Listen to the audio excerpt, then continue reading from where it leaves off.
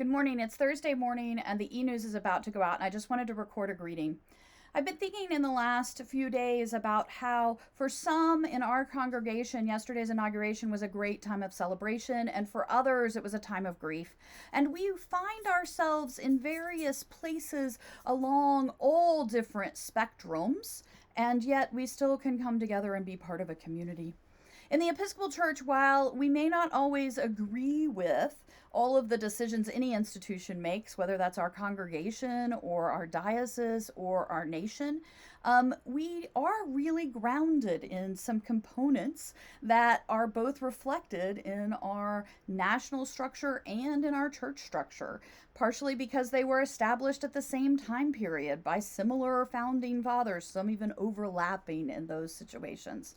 And in our nation, while we may not always agree with the conclusions that come, we do respect the ways that different people can be involved in different processes and the decisions that come from those. And we have that same process in our church.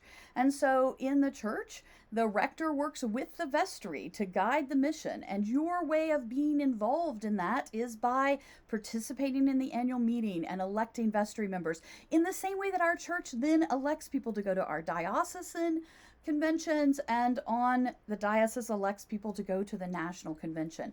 And there are times in which we would have made different decisions individually. I find myself in that situation often, but we also respect the process. And the process in the Episcopal Church has to do with and starts with the annual meeting and the election of vestry members. And so I encourage you to mark your calendars now for January 31st, which is when our annual meeting will be. And it is your way of having influence in the leadership of your church and the decisions we make.